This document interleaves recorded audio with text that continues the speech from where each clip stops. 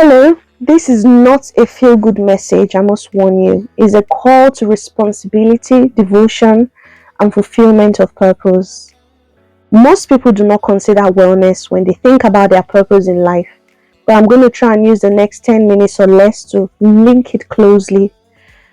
Have you ever seen someone who is actively treated with IV fluids, depressed in a mental health hospital, or fighting for their life in an intensive care unit, hold conferences, or produce a podcast show? Moments like that, people tend to realize that health and wellness was essential necessity. They start to take it seriously, but many times it's probably too late. I remember many years ago, I dealt with breathlessness and prolonged joint pain. I was a size 12 or thereabouts, I didn't particularly look overweight or unhealthy, but I was struggling to show up as my best self, unfit, vitamin D deficient, and afraid. Thank God those days are over. For those of you who don't know me, I'm Adaeze, your wellness buddy. I'm a professional coach and registered nutritionist. I help people, especially women, care for their body and mind so that they can fulfill purpose through faith-based coaching. Think about virtues like love and kindness. It could be the hardest thing to do when you feel miserable within or you're extremely dehydrated.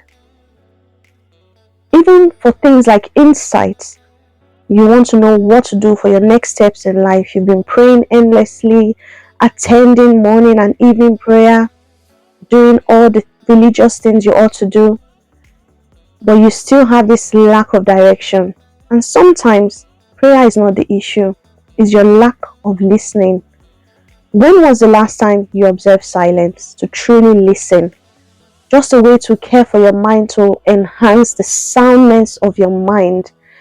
I often say silence is a way of listening to yourself and, most importantly, to God. You want career clarity, business strategy. At the end of the day, the answer is mostly within. You can attend all conferences, read all books, complete all the courses on business. If you want to be high performing as your best true self, you will need to learn how to meditate and be silent. And that's where coaching helps sometimes, because your coach can help you evoke self-awareness and learn the discipline of meditation and silence. If you haven't already downloaded the free Mind Self-Care Mental Rest guide I created, which is inspired by biblical truths, get it today. It will do you good. You'll find it in the link below. When you think about making money as a means of fulfilling your purpose, do you consider renewing your mind, meditating, eating healthy, finding ways to optimize your health to give you the longevity and stamina you need to fulfill your purpose? Many do not realize how the state of their body and mind influences how they see themselves, the impact on their hormones, which affects how they feel and show up in relationships, and finally the connection between the state of their mind and body with the quality of their lives. Being well in your body and mind is not one of those things you just do when you can. It's an essential foundation from which the issues of life emerge. We are the generation that almost idolizes the concept of prioritizing mental health. So if you're listening and you're a mental health enthusiast, you're probably nodding, soft life.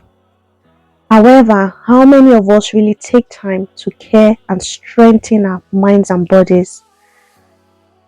We need it because the availability of knowledge is so rampant, but what we really need is wisdom to do.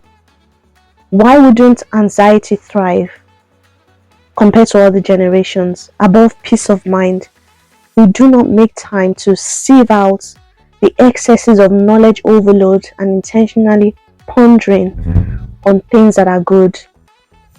To fulfill your purpose, you need your health, you need wellness. Yes, there are rare occasions where the sovereignty of God reigns above human preferences, like losing a young spouse or sibling. I lost my brother 2020. Life happens. You cannot trace what the person did or didn't do. Some of the healthiest people still get diagnosed with terminal illnesses. I know, so I'm not naive to that. But let me leave you with this final message. When Jesus said he came to give peace and life in abundance, think about it. If you take out the spiritual benefits of the spiritual eternal benefits and you look at it objectively, when he talks about by his stripes you were healed, what was he really saying? Peace, life in abundance. That is wellness. Even God Almighty took the wellness of your body and mind seriously. Why does the Bible talk about renewing your mind? Do you feel lost? You don't know what to do about your relationships. You're struggling with lifestyle choices you've made, self-sabotaging the quality of your life, and you're not living the life you would have loved right now, or you know you're made to live. Peace, abundance is far-fetched from you. I would be delighted to be your coach. Just let me know, I'm here. However, I hope that you found this message useful and you'll be able to step back and say, truly, my health and wellness is something I need to take really seriously because it's closely linked with how much of my purpose I can fulfill, how much I love people, how much I see the world, how much I'm able to change things, how much I'm able to hear from God. These are really key things.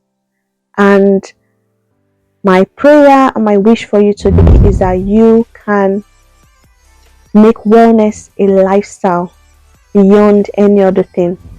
And purpose and every other thing that you think about would fall into place. Because from within, you will be sound and well. Thank you for listening. If this video resonated with you, please share. Help me grow this channel. I really thank you. I think I've got 46 subscribers now. I remember starting with 2 and I think my husband was one of them. So, and my friend, one of my friends. But now I have 46 and I know it's not just people I know. So I really thank you.